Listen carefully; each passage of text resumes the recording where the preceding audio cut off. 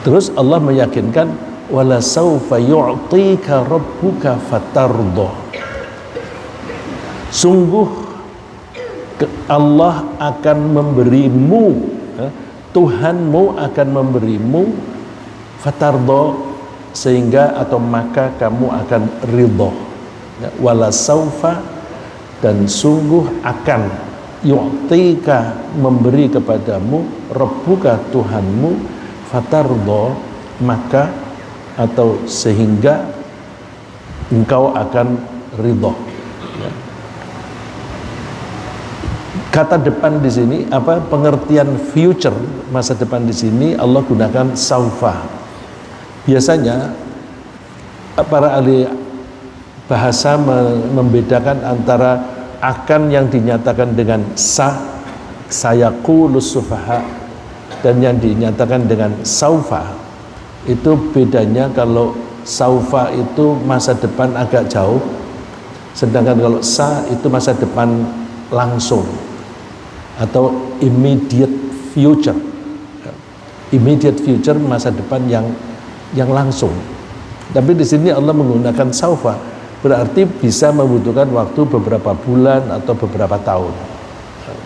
Nah, artinya kalau kita ambil pelajaran, kita jangan terlalu buru-buru putus asa.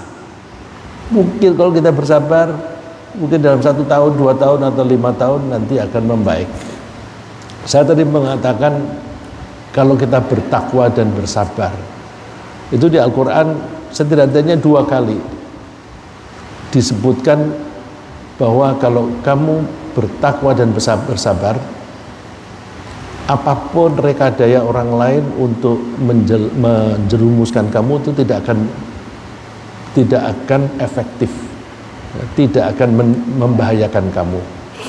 Juga kalau kamu bertakwa dan bersabar, maka Allah akan tidak membuat usahamu sia-sia. Dan itu dua usaha itu, takwa dan sabar, itulah yang diterapkan oleh Nabi Yusuf alaihissalam. Nabi Yusuf itu penderitaannya, kalau kita yang menjalani, itu penderitaan yang luar biasa. Tetapi Nabi Yusuf menjalannya tanpa kesan menderita. Pedomannya itu, dan itulah yang dinasihatkan oleh Nabi Yusuf kepada kakak-kakaknya, dan itu dicantumkan di dalam Al-Quran, berarti itu pelajaran bagi kita. Nah, tadi saya sebutkan kalau Ibnu Katsir menyebutnya akhirat, bagian akhir itu alam akhirat, bagian depan itu dunia. Tapi para ulama yang lain menyebut tidak hanya akhirat dan dunia, tapi kehidupan di dunia pun juga demikian. Oleh karena itu saya mencoba mengaitkan ayat ini dengan kenikmatan-kenikmatan yang diberikan oleh Allah kepada Rasulullah SAW. Saya ambilkan 3 contoh saja, yang mudah-mudahan 3 contoh ini sudah mewakili. Yang pertama, pemberian selama Rasulullah masih hidup di dunia. Pemberian yang diberikan oleh Allah kepada Nabi Muhammad SAW di dunia ini luar biasa, yang kita bayangkan kalau kita itu menjadi Nabi Muhammad, kita akan merasa betul-betul ridho. Ya, jadi kalau Allah menyebut wala saufa yu'tika rabbuka fatardo, pemberian Allah di dunia ini akan membuat Rasulullah ridho. Luar biasa, tidak ada manusia siapapun termasuk para nabi yang mendapatkan kenikmatan semacam ini di dunia. Dan juga nanti akan saya tunjukkan kenikmatan yang diberikan oleh Allah kepada Rasulullah SAW ketika kita di padang mahsyar, sebelum orang-orang masuk ke surga dan atau neraka. Rasulullah diberi oleh Allah pemberian yang tidak diberikan kepada siapapun, termasuk para nabi. Nabi siapapun, Nabi Adam, Nabi Nuh, Nabi Ibrahim, Nabi Musa, Nabi Isa, tidak mendapatkan pemberian itu. hanya Nabi Muhammad SAW yang diberikan itu di padang mahsyar. Kemudian ketika orang-orang pada masuk surga, di situ masih ada pemberian oleh Allah untuk Nabi Muhammad SAW yang juga luar biasa. Jadi kalau begitu, saya mengambil contoh keterangan Ibnu Katsir benar.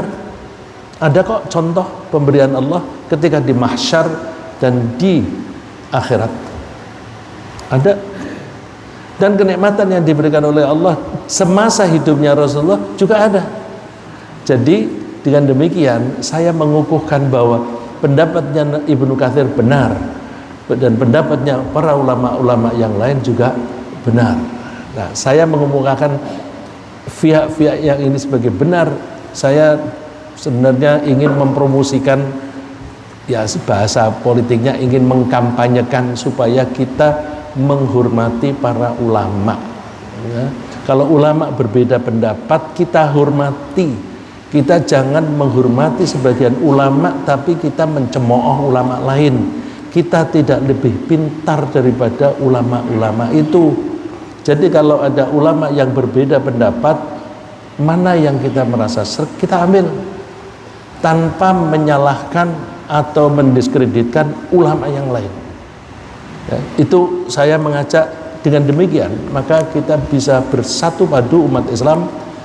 Tuhan kita satu Allah, Nabi kita Nabi Muhammad SAW, kitab kita Al-Quran. Saya mohon maaf ingin mengkampanyekan ini terus menerus karena orang Islam terutama di Indonesia ini itu terpecah belah. Bukan hanya di Indonesia, seluruh dunia itu selalu diusahakan dipecah supaya kita tidak mempunyai kekuatan sebagaimana kita mempunyai kekuatan zaman para khulafaur rasyidin, ya. Waktu itu kita masih bisa bersatu, tapi kemudian terpecah. Dengan perpecahan itu maka umat Islam menjadi lemah. Saya ambilkan contoh ini, kenikmatan yang diberikan oleh Allah kepada Nabi Muhammad SAW ketika di dunia. Ini kita bisa baca di surat An-Nasr. Idza jaa nasrullahi wal fathu wa ra'aitan nasa yadkhuluna fi dinillahi afwaja. Ketika datang pertolongan Allah. Pertolongan Allah ini kalau kita teliti dari sejarah Nabi Muhammad SAW, itu dari waktu ke waktu banyak sekali. Mulai dari perang Badar. Perang Badar itu sebenarnya Rasulullah tidak bermaksud mengajak perang. Pada saat itu para sahabat muhajirin itu kan terusir dari rumahnya. Mereka tinggalkan hartanya, rumahnya mereka tinggal, hartanya mereka tinggal, pekerjaannya mereka tinggal untuk pindah ke Madinah menghindari penganiayaan orang-orang kafir. Dan harta-harta itu dirampas oleh orang-orang kafir, oleh tokoh-tokoh Makkah. Kebetulan tokoh-tokoh Makkah itu berdagang ke Syam.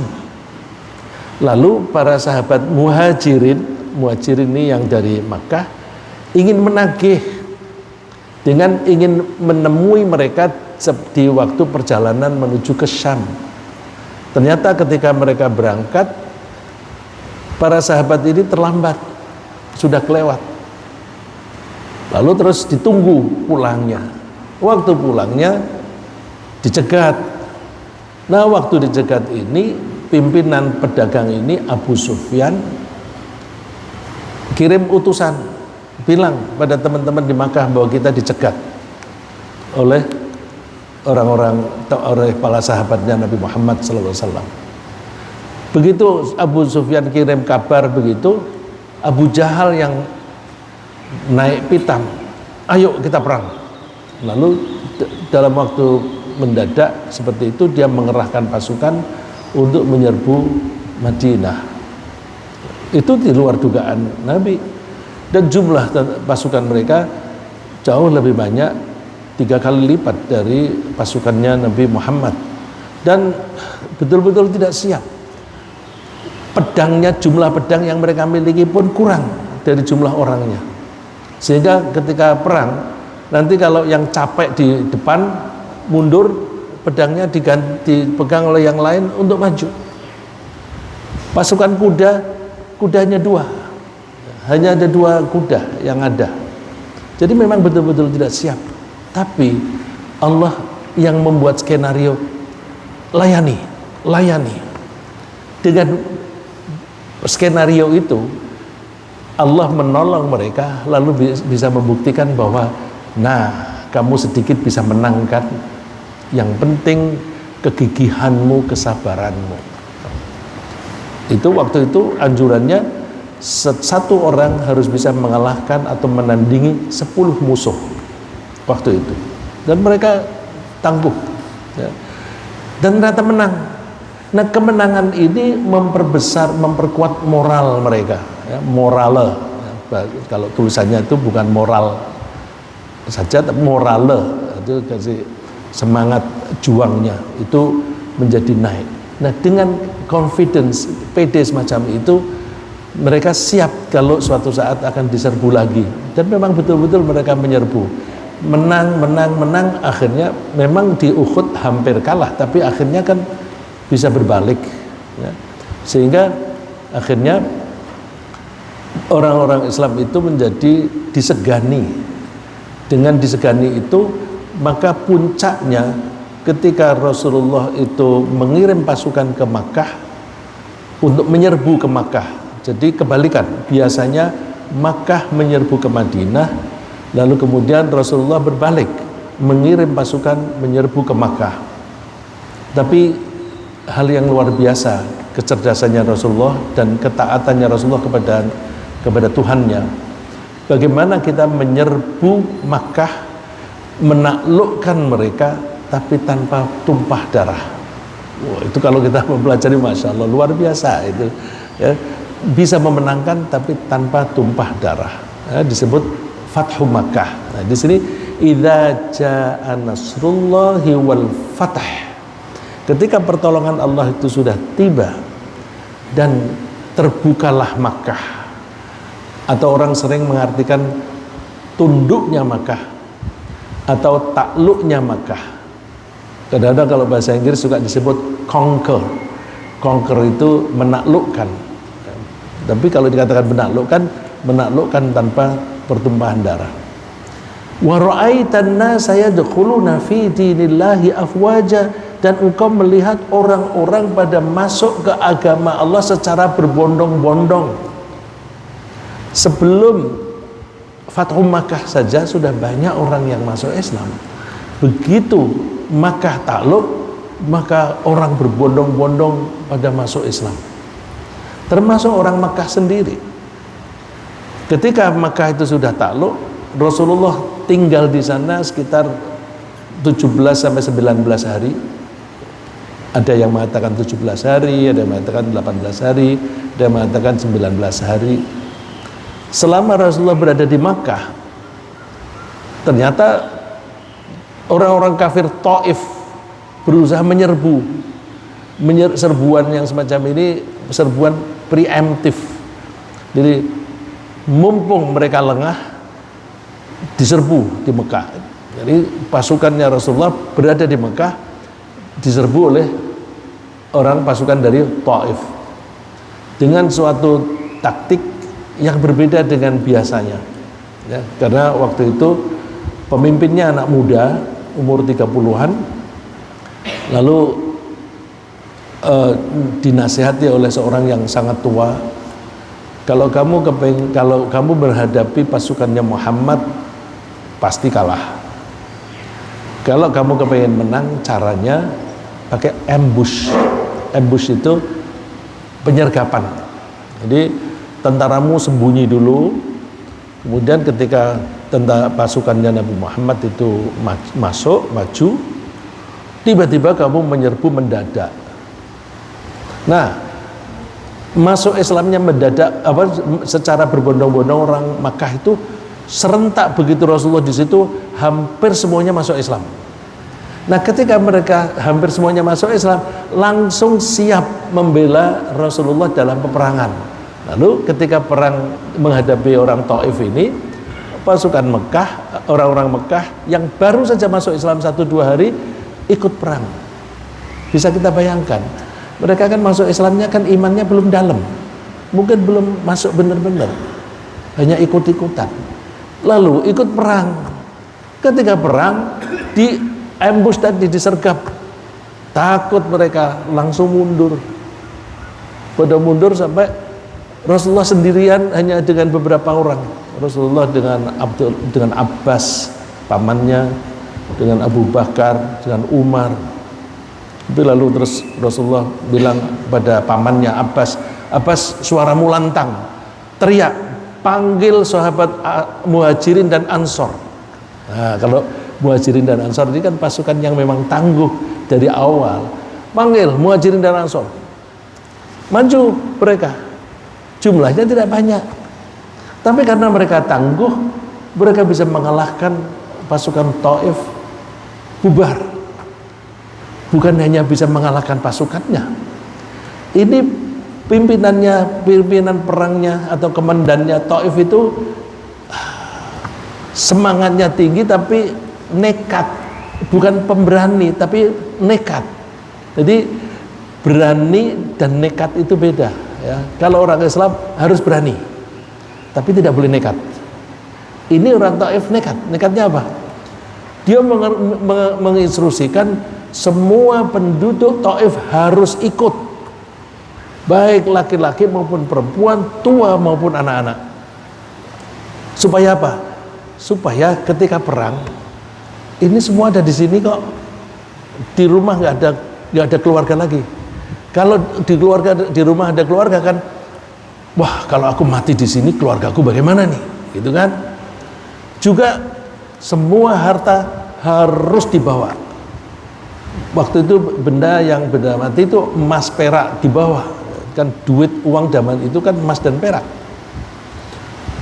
Binatang-binatang ternak semua dibawa. Kambing, unta, sapi dibawa semua. Supaya apa? Kamu mau pulang kamu nggak punya apa-apa. Ini semuanya ada di sini. Jadi kamu nggak usah gentar, nggak usah kepingin pulang, maju perang. Rasulullah dikabari bahwa kan selalu ada mata-mata. Rasulullah mereka mengerahkan seluruh keluarga dan hartanya. Rasulullah komentarnya, itu jadi ghanimah itu nanti. Jadi ghanimah itu. Benar. Begitu pertempuran berlangsung, mereka lari tunggang langgang, semua hartanya ditinggal di situ. Mendadak orang-orang Islam menjadi kaya raya. Ya. Rasulullah sendiri kan menurut Al-Quran, Rasulullah itu mewakili Allah akan mendapatkan 1/5 atau 20% dari ghanimah. Itu bagian Allah dan Rasulnya, itu 20%. Nah, kalau namanya Allah dan Rasulnya, Rasul itu kan mewakili Allah. Allah tidak butuh. Jadi Rasulullah itu kalau menerima ghanimah bukan untuk kekayaan sendiri, dibagi kepada orang-orang yang tidak mendapatkan bagian ghanimah karena partisipasinya dalam perang. Kan ada orang-orang yang tidak ikut perang karena tua, karena wanita, karena anak-anak. Itu kalau tidak ada bagian milik Allah dan Rasulnya, mereka nggak dapat. Jadi Allah begitu bijaksana, ghanimah 20% harus diserahkan kepada Allah dan Rasulnya. Tapi Rasulullah itu menyerahkan itu kepada orang-orang. Nah, itu ada satu cerita yang Masya Allah, luar biasa. Misalnya, ada orang Badui, orang perkampungan di luar Taif, di luar Makkah. Waktu itu sudah mulai perjalanan pulang. Terus pimpinan perkampungan itu atau suku di situ melihat bagian Rasulullah, kambingnya saja itu antara bukit satu dengan bukit lain. Jadi yang digambarkannya itu antara bukit satu dengan bukit lain itu ribuan. Terus si orang Badui ini melihatnya sambil melongo. Melongo itu kan, kamu heran ya? Kamu heran ya? Rasulullah bertanya begitu. Iya. Masa sebanyak itu? Itu bagian untuk kamu? Iya. Emangnya kamu heran? Iya. Ambil semuanya untuk kamu. Kaget dia. Apa benar untuk kami? Ya, ambil semua, bawa pulang. Digiringlah kambing yang ribuan itu bawa pulang.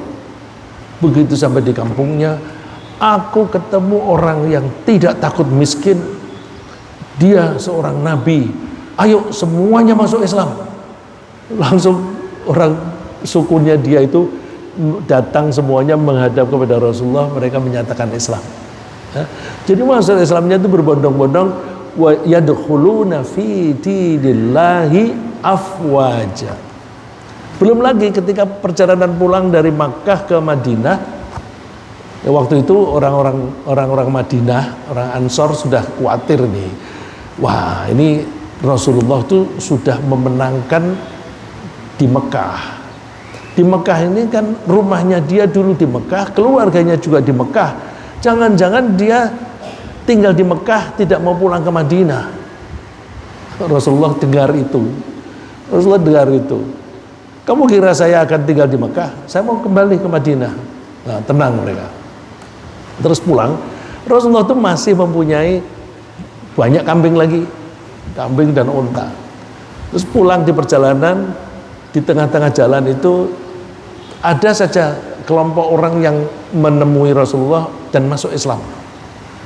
Rasulullah, kami beriman kepada Allah dan juga menyaksikan Muhammad adalah utusan Allah. Begitu menyatakan syahadat, ini bawa pulang. Kambing ratusan, Pak. Ini bawa pulang. Terus ada orang sahabat yang ngomong di belakang, kalau itu orang-orang dapat kambing, kita dapat apa? Orang-orang itu enak aja, syahadat langsung dapat kambing, kita dapat apa? Rasulullah dengar. Terus Rasulullah mengatakan, kamu ya yang mengatakan kalau mereka dapat kambing, kita dapat apa? Kamu tidak ridho. Mereka pulang membawa kambing, kamu pulang membawa Rasulullah, pilih mana? Langsung nangis semua, Pak. Jadi betapa hebatnya Rasulullah memilih kata-kata yang bisa menyentuh hati. Mereka pulang membawa kambing, kamu pulang membawa Rasulullah. Apakah kamu tidak ridho? Nah, itu kenikmatan yang besar sekali itu di dunia, ya. Dan setelah itu kan tahun ke-8. Tahun ke-8 mestinya tahun ke-9 Rasulullah sudah punya kesempatan pergi haji karena sudah aman Mekah. Tapi pada tahun ke-9 Rasulullah tidak pergi haji. Yang para sahabat pada pergi haji ya, dengan senang hati karena sudah terbuka, dipimpin oleh Abu Bakar. Lalu Rasulullah menyebut Abu Bakar menjadi Amirul Hajj. Ya, jadi kata istilah Amirul Hajj itu dimulai pada zaman Abu Bakar diperintah oleh Rasulullah menjadi pemimpin haji. Sekarang Amirul Hajj, Menteri Agama. Kalau namanya Amirul Hajj, berangkat bareng, menderita bareng, makan bareng. Sekarang Amirul Hajj, datangnya belakangan, pulangnya duluan. Tempatnya mewah. Apaan itu? Dan tidak membimbing. Sekarang ini Amirul Hajj tidak membimbing sama sekali, yang membimbing anak buah. Kalau Abu Bakar itu kan membimbing benar. Jadi istilahnya diambil, tetapi tugasnya tidak diambil. Nah, ini kenikmatan juga karena orang-orang bisa pergi haji dengan aman. Baru tahun berikutnya Rasulullah itu pergi haji. Nah, ada yang memberikan penjelasan bahwa pada saat itu, pada zaman jahiliyah, orang-orang Mekah itu menambah jumlah bulan, ya. Bulan itu kan 12. Lalu mereka menambah satu periode lagi yang sebenarnya tidak disebut bulan. Satu periode itu hanya belasan hari begitu. Supaya apa? Supaya mereka bisa menggeser bulan haram. Bulan haram kan ada 4, ya. 3 berturut-turut, Dzulqa'dah, Dzulhijjah, Muharram, dan 1 terpisah yaitu Rajab. Di bulan haram ini dilarang perang. Nah, orang Mekah geser waktu bulan haram ini kalau mereka kepingin perang. Nah, ketika tahun ke-9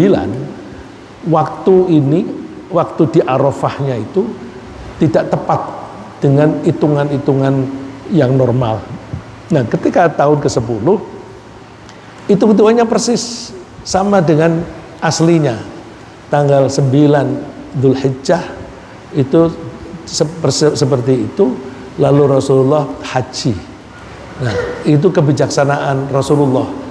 Ada kesempatan pergi haji tahun ke-9, tetapi tidak dimanfaatkan. Yang dimanfaatkan tahun ke-10 yang tanggalnya itu pas, sehingga dan itu kan menjadi sunnah Rasul, ya.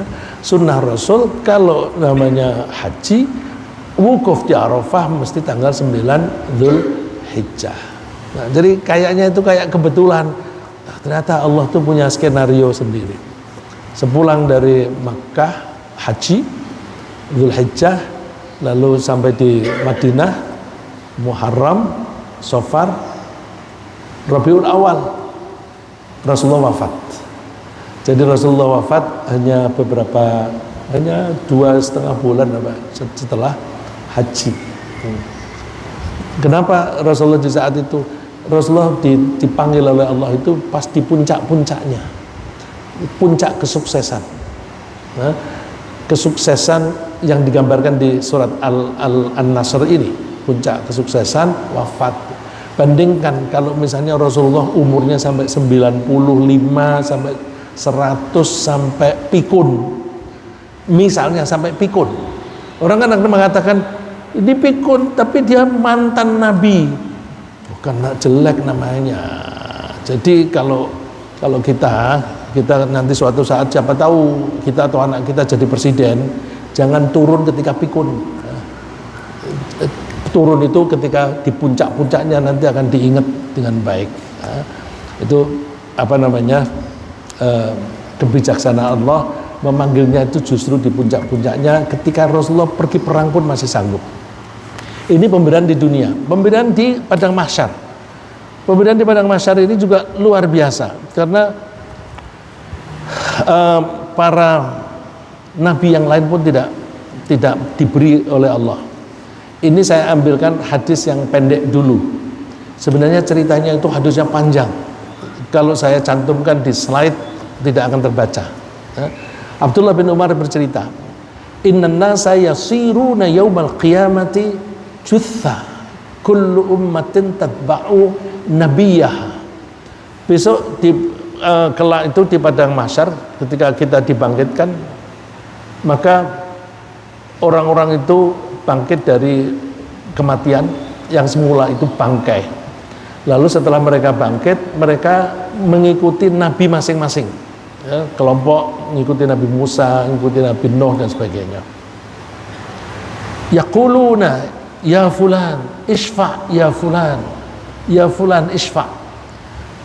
Umat-umat Nabi ini pada minta kepada Nabi masing-masing, syafaati dong kami, syafaati dong kami. Syafaat itu artinya pertolongan, ya, pertolongan di mahsyar itu namanya syafaat. Hatta tantahiya syafa'ah ila nabi, ternyata semua nabi-nabi itu tidak sanggup memberi syafaat. Akhirnya mereka semua pada datang kepada Nabi Muhammad SAW. Fadzalika yauma yab'atsuhullahul maqamal mahmud. Nah, hanya Nabi Muhammad saja yang bisa memberi syafaat, dan posisi itu karena luar biasa melebihi dari para nabi, maka posisi atau jabatan yang semacam itu disebut oleh Allah al-maqamal mahmud. Kalau kita membaca doa setelah adzan itu kan wab'atsu maqamam mahmuda. Nah, kalau di doa kita maqamam mahmuda pakai tanwin. Kalau di sini al-maqamal mahmud sama ya. Tempat posisi yang terpuji. Nah, oleh karena itu Rasulullah menyatakan bahwa kalau ingin mendapatkan syafaat dari beliau, kita dianjurkan membaca sholawat kepada Nabi Muhammad setelah azan. Nah, ini ada hadis yang panjang. Saya cantumkan, maksud saya supaya bapak-bapak, ibu-ibu nanti di rumah kan semuanya sudah dapat materi dari Pak Andi. Itu kalau di rumah nanti bisa dibuka, diperbesar atau mau di print. Itu hadisnya panjang sekali. Ini ceritanya kurang lebih begini. Mereka setelah minta pada mereka itu pada kebingungan karena di padang mahsyar itu mereka menunggunya lama dan itu tanah lapang luas sekali, nggak ada tanaman-tanaman. Matahari itu panas, teriknya tuh luar biasa panasnya, sehingga digambarkan ya ada orang yang keringatnya itu sampai berapa senti dari kaki, ada yang sampai ke lutut, ada yang sampai ke lehernya, saking banyaknya keringat. Nah, pada saat seperti itu mereka menunggu, kepingin dipercepat proses hisabnya. Supaya dipercepat ini mereka minta tolong kepada para nabi, supaya para nabi itu mohon kepada Allah dipercepat. Pertama-tama mereka setelah mereka bingung, ayo kita ke nabi yang pertama atau kepada kakek kita yang pertama, yaitu Adam. Mereka ketemu Nabi Adam. Adam, tolong dong syafaati kami, minta kepada Allah.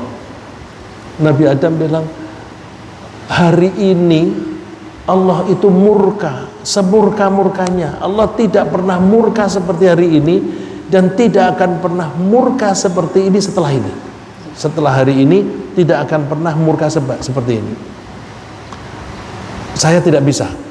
Saya pernah berbuat salah. Aku pernah dilarang makan dari suatu pohon, tapi aku langgar. Pergilah ke Nuh. Pergi ke Nabi Nuh, cari, ketemu. Nuh, engkau kan bapaknya para nabi juga. Engkau kan dekat dengan Allah dan engkau tuh dipuji oleh Allah dan sebagainya. Terus Nabi Nuh bilang, aku tidak pada posisi bisa memberi syafaat karena aku pernah berdoa untuk kecelakaan umatku. Nabi Nuh itu berdakwah selama 950 tahun, tapi yang beriman hanya sedikit. Digambarkan di Al-Quran, udah Nuh, itu kamu bikin kapal saja, nanti pengikutmu semua suruh naik situ, orang lain tidak akan ada lagi yang masuk iman. Yang beriman hanya orang-orang yang sekarang beriman. Terus